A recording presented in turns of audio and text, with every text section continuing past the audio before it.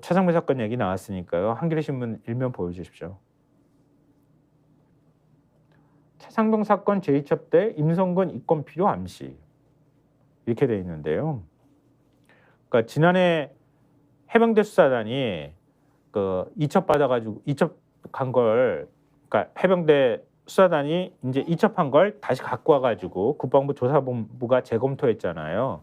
재검토한 사건을 경북경찰청에 최종 이첩할 때 임성근 1사단장 등 6명의 주민 자료를 함께 보낸 것으로 확인됐다. 이게 기사의 첫머리 문장인데요. 이 주민 자료란 수사기관에서 조사가 필요하다고 판단한 대상의 주민등록번호 등 신원 정보를 정리한 자료를 말한다고 합니다. 그러니까 최상병 순직 사건을 재검토한 조사본부가 6명의 주민 자료를 경찰에 넘겼다는 건 이들을 입건해 수사할 필요가 있다는 뜻을 전달했다는 의미로 해석이 된다고 합니다. 조금만 더 상세하게 풀어주세요, 김남 평론가께서. 그러니까 지난해 8월 24일에 국방부 조사본부가 경북청에 보낸 사건 기록을 보면은 지금 말씀대로 임성근 전 사단장 등의 6명의 주민자료 조회 결과가 포함이 됐는데 이 6명은 사건 당시 하급 간부 2명을 뺀 나머지 관련자들인 것이죠. 그런데 이건 뭐냐? 이건 조사본부가 재검토 과정에서 이 6명을 혐의자로 봤다는 사실을 강하게 뒷받침하는 것이다라는 거고, 네. 이 조사본부는 군내 경찰 조직이기 때문에 이른바 3대 이첩 범죄에 속하는 최상병 사건 같은 군내 사망 사건을 입건할 권한이 없고 초동 수사를 하면 민간 경찰이 이를 이어받아서 수사를 하게 돼 있는 구조라는 거죠. 네네. 그래서 이 기록만 검토했던 조사본부가 이 6명의 주민조회 결과를 경북청에 보낸 것은 이 사람들이 혐의자이다. 그러니까 수사를 한다면 이 사람들에 대해서 해야 된다라고 한 거나 마찬가지라는 게 군 수사 경험이 많은 법조인들의 공통된 시각이다. 이렇게 이제 얘기를 하고 있고요. 그러니까 우리가 지난번에도 관련 소식을 전해드렸지만 국방부 조사본부가 애초에 검토할 때 그때는 8명 전체가 혐의가 있다 이렇게 판단을 했었던 거잖아요. 근데 그 이후에 그게 바뀌었다.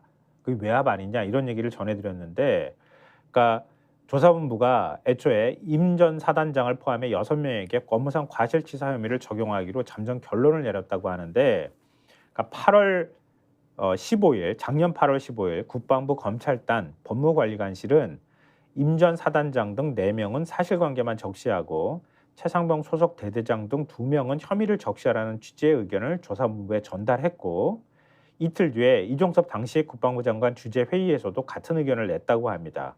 결국 조사본부의 최종 결론도 당시 대대장 2명만 혐의를 적시하는 것으로 바뀌었다고 하고요. 이 때문에 공수처는 이 과정에 국방부나 대통령실 차원의 개입이 있었던 것은 아닌지 살펴보고 있다고 합니다. 그러니까 2일날 경찰에 이첩이 됐다가 다시 되가져왔잖아요. 사건을 국방부 조사본부에 넘긴 거예요. 국방부 조사본부에 넘겨서 국방부 조사본부가 8월 9일부터 조사를 한 거예요. 근데 하고 있는 와중에 그러니까 8월 15일 날 국방부 검찰단 법무관리관실이 임 전 사단장 등 4명은 사실관계만 적시하고 최상병 소속 대대장 등 2명은 혐의를 적시하라. 이런 취지의 의견을 조사본부에 전달했고 실제로 그게 실행이 됐다. 이런 내용이 되는 거잖아요. 근데 조사본부가 자료를 넘길 때 경북경찰청의 최종 그걸 국방부 검찰단에서 그 법무관리관실에서 그런 의견을 준 거를 받아서 혐의는 해병대 1사단 임성근 혐의나 이런 거 쫙 다 빼고 밑에 하급관리 2명에 대한 혐의만 넣으면서도, 그런데도 주민등록 신원정보를 정리한 자료를 8명치를 다 한꺼번에 같이 보냈다는 거잖아요.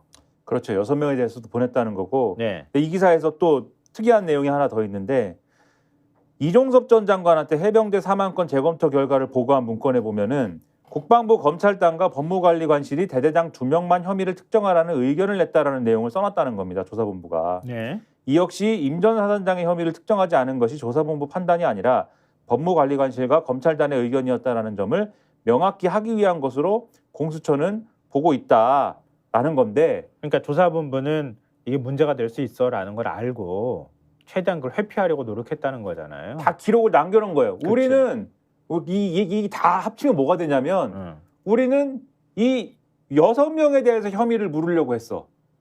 그런데 이 국방부 검찰단하고 법무관리관실이 대대장 2명의 혐의만 특정하라고 했어. 그래서 최종적으로 경찰에 넘길 때도 2명의 혐의를 적시해서 넘긴 거야 라는 얘기를 퍼즐을 여기저기에 지금 그 기록들을 남겨놨다는 거예요. 조사본부가.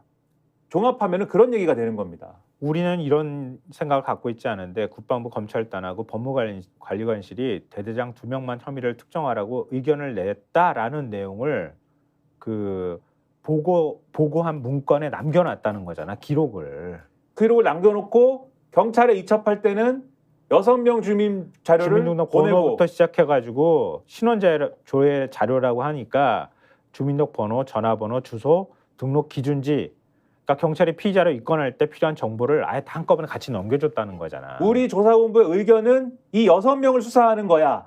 그런데 윗선에서는 그렇지. 2명만 하라고 했어. 요거를 남겨놨어요. 흔적을. 수사하라고. 굉장히 중요한 대목이네. 이게 내용을 이해하기는 조금 어려워도 우리가 풀면 풀수록 와 굉장히 중요한 사안이구나 이게. 아까 뭐 이재명 대표 얘기할 때는 지네들이 입을 맞췄다는 얘기 주장도 나오는 판국에 진술 세미나 열었다는 주장까지 나오고 있는 상황이잖아요. 그러니까 지들이 입 맞춘 것도 이렇게 정황하고 묶여서 보니까 아 이재명한테 다 보고했네. 그렇게 재판부가 판단을 하고 검찰은 그랬더니 막 득달같이 달려들어가지고 막 혐의 3가지를 더 덧붙여가지고 기소하는 마당에 이렇게까지 나오는데 이게 외압이 없었다고 어떻게 주장하겠냐고. 말도 안 되죠. 그리고 이전에 이제 이 소식 전해드릴 때도 국방부 조사본부가 최종 보고서만 남겨놓은 게 아니라 굳이 중간 보고서를 남겨놨잖아요. 또 요것도 우리는 애초에 그렇죠. 임성근 사단장이 책임 있다고 본 거야. 그렇죠. 라는 것까지 남겨놨잖아. 그렇죠. 이걸 왜 남겨놨냐? 다 여기 조사본부는 다 요거 다 외압이 있었다라는 거를 보여주려고 남겨놨다라는 해석을 할 수밖에 없는 겁니다. 그 임성근 사단장이란 작자는 그 뭐 탄원서에다가 원래 군인은 그렇게 죽어도 되는 존재라고 해놨다며. 그렇게 주장을 하면서 그 얘기를 왜 썼냐면 그렇게 주장을 하면서 이런 것 가지고 본인을 처벌을 하면 앞으로 처벌 가능성이 있다는 이유로 군인들이 말을 막 안 듣고 심지어는 항명을 하고 이렇게 되지 않겠느냐. 그러면 군이 제대로 돌아가겠느냐. 뭐 이런 얘기를 하기 위해서 군인은 원래 죽음의 어떤 그러한 위기의 상황에서도 임무를 수행하도록 그렇게 훈련된 존재이다. 뭐 이런 얘기를 써놓은 거예요. 근데 그게 말이 되냐고요. 그건 전시 상황에서나 통하는 얘기. 그런 식의 주장을 하면 징병제를 어떻게 유지합니까? 이 나라에서. 그러니까. 누가 군대를 갑니까? 한겨레신문 3면 보여주십시오. 차상병 어머니가 편지를 보냈다고 합니다. 국방부 출입기자들한테. 그래서 아들의 일주기인 7월 19일 전까지 한 점의 의혹 없이 빠른 경찰 수사가 종결되도록 간곡히 부탁드린다 이렇게 썼다고 하는데요. 편지 내용 조금만 말씀드리면 늦은 나이에 결혼하여 남원과 서울 신사동에 있는 산부인과를 왕복 8시간 다니며 어렵게 가져 2003년 1월에 아들을 출산했다. 장시간 차를 못 타 멀미를 해가며 힘들어서 울기도 많이 울고 한 번 유산 후 어렵게 출산을 하여 병실에서 너무나 좋아함에 뜬 눈으로 아이만 쳐다보며 아침을 맞이했다. 그런 우리 아들이 하늘의 별이 되어 저희는 모든 것이 무너졌고 멈춤이 되어버렸다. 저희는 군대를 보냈는데 휴가 한 번 나오지 못하고 수료식 때 부대 근처 펜션에서 점심 식사했던 것이 마지막 날이 되어버렸다. 저는 다른 것 바라는 것 없다. 누가 7월 19일 유속도 빠르고 흙탕물인데 왜 물속에 장병들을 투입시켜 실종자를 찾게 했는지 밝혀달라. 구명조끼는 왜 입히지 않은 채 실종자 수색을 하라고 지시를 했는지 지금도 의문이다. 밝혀져야 될 부분은 마땅히 밝혀져 혐의가 있는 지휘관들은 합당한 책임을 져야 한다고 생각한다. 라고 얘기했다고 합니다. 스픽스는 말하는 언론입니다. 대세는 유튜브, 그중에서 스픽스. 좋아요, 댓글, 구독, 알림 설정. 여러분이 저희를 사랑해 주시고 우리가 여러분을 사랑하는 4가지 방법입니다.